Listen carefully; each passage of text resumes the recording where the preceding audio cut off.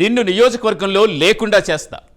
ఇక నువ్వు ఈ జిల్లాలో అడుగు పెట్టలేవంటూ ఒకప్పుడు తనను సవాల్ చేసిన ఆ నేతకు ఏపీ సీఎం చంద్రబాబు తనదైన శైలిలో ట్రీట్మెంట్ ఇవ్వడం మొదలుపెట్టారా? చేతికి మట్టి అంటకుండా కూల్గా చేయాల్సిన పని చేసేస్తున్నారా?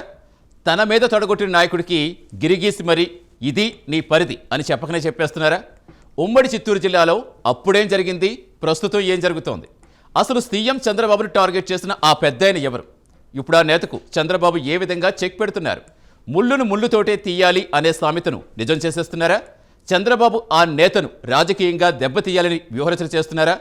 ఇంతకీ సిబిఎన్ చెక్ పెట్టింది ఎవరికి? వివరాలేంటో ఈ స్టోరీలో చూద్దాం.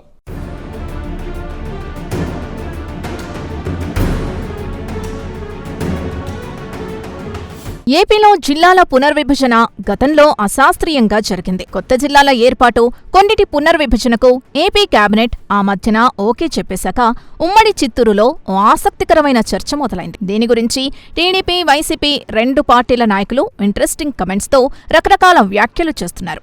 జిల్లా రాజకీయాల్లో పెద్దిరెడ్డి కుటుంబానికి బ్రేక్ పడిందన్న వ్యాఖ్యలు బలంగా వినపడుతున్నాయి. మాజీ మంత్రి పెద్దిరెడ్డి రామచంద్రారెడ్డి ప్రాతినిధ్యం వహిస్తున్న పుంగనూరు నియోజకవర్గాన్ని అన్నమయ్య జిల్లాలో విలీనం చేస్తూ మంత్రివర్గ సమావేశం నిర్ణయం తీసుకుంది.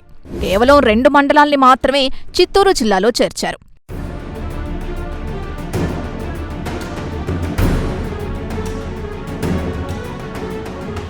దీంతో ఉమ్మడి చిత్తూరు జిల్లాలో పెద్దిరెడ్డి కుటుంబ రాజకీయానికి బ్రేకులు పడ్డట్టేనని, ఇంకా చెప్పాలంటే వాళ్ల హవాను జిల్లాలో పూర్తిగా తగ్గించేసినట్టేనన్న చర్చలు నడుస్తున్నాయి. వైసీపీ ప్రభుత్వంలో జిల్లా విభజన జరిగినప్పుడు ఉమ్మడి చిత్తూరు జిల్లా వ్యాప్తంగా తన కుటుంబ ప్రభావం ఉండేలా జాగ్రత్త పడ్డారు. పెద్దిరెడ్డి రామచంద్రారెడ్డి తాను ప్రాతినిధ్యం వహిస్తున్న పుంగనూరు నియోజకవర్గం రాజంపేట పార్లమెంటు నియోజకవర్గంలో ఉన్నప్పటికీ తన పలుకుబడితో చిత్తూరు జిల్లాలో కలిపేశారన్న విమర్శలు పెద్ద ఎత్తున వచ్చాయి. ఆయన కుమారుడు పెద్దిరెడ్డి రాజంపేట ఎంపీ కావడంతో పాటు సోదరుడు ద్వారకానాథరెడ్డి నియోజకవర్గం తంబళ్లపల్లి కూడా అన్నమయ్య జిల్లాలో ఉంది. మరోవైపు తన నివాసం తిరుపతిలో ఉండడంతో అక్కడ కూడా ప్రోటోకాల్ కోసం తన నియోజకవర్గంలోని పులిచెర్లను తిరుపతి జిల్లాలో కలపాలని ప్రతిపాదనలు పంపారు పెద్దిరెడ్డి. అయితే అప్పుడు ఎన్నికల నోటిఫికేషన్ రావడంతో ప్రక్రియ ఆగిపోయింది.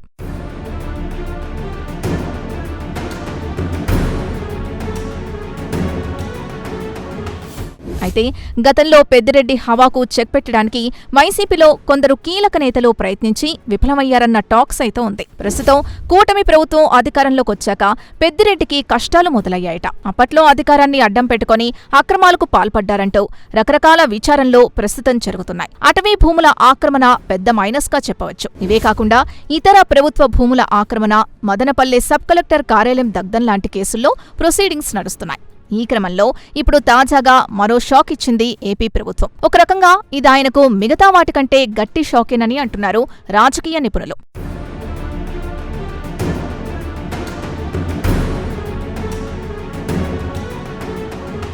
గతంలో చంద్రబాబుని కుప్పంలోనే ఓడిస్తానని, అసలు చిత్తూరు జిల్లాలో అడుగు పెట్టలేని పరిస్థితి వస్తుందంటూ పెద్దిరెడ్డి సవాల్ చేశారు. కానీ కాలం మారింది, పరిస్థితులు తిరగబడ్డాయి. ఇప్పుడు పెద్దిరెడ్డి ఎమ్మెల్యేగా ఉన్న పుంగనూరు నియోజకవర్గమే అసలు చిత్తూరు జిల్లాలో లేకుండా పోయింది. దాన్ని తీసుకెళ్లి అన్నమయ్య జిల్లాలో కలిపింది కూటమి ప్రభుత్వం. పెద్దిరెడ్డి ప్రాతినిధ్యం వహిస్తున్న పుంగనూరు అసెంబ్లీ నియోజకవర్గంలోని సోమల, సదుం, చౌడేపల్లి, పుంగనూరు మండలాల్ని అన్నమయ్య జిల్లా పరిధిలోకి చేర్చారు.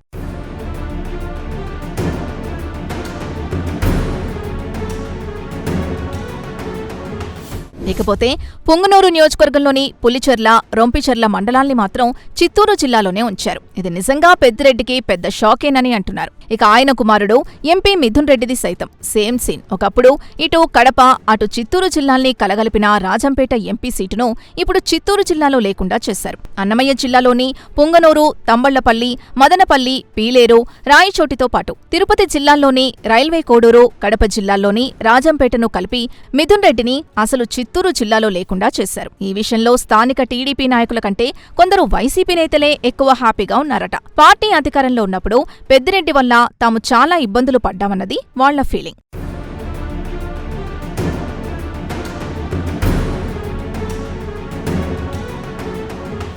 అయితే టీడీపీ లీడర్స్ మాత్రం మదనపల్లి కేంద్రంగా జిల్లాని ఏర్పాటు చేస్తానని చంద్రబాబు ఎన్నికల హామీ ఇచ్చారని, అందుకే ఈ నిర్ణయం తీసుకున్నట్టు చెబుతున్నారు. ఓవరాల్ గా చూస్తే పెద్దిరెడ్డి కుటుంబానికి ఇది గడ్డు సమస్యనన్న అభిప్రాయం జిల్లా ప్రజల్లో బలంగా టాక్ ఉంది. ఎత్తులకు పై ఎత్తులు వేయడంలో ఇటు చంద్రబాబు, అటు పెద్దిరెడ్డి ఇద్దరూ ఉద్దండులే. మరి ఈ గడ్డు కాలాన్ని పెద్దిరెడ్డి రామచంద్రారెడ్డి ఏ విధంగా రాజకీయ ఎత్తుగడలతో ఎదుర్కొంటారో వేచి చూద్దాం.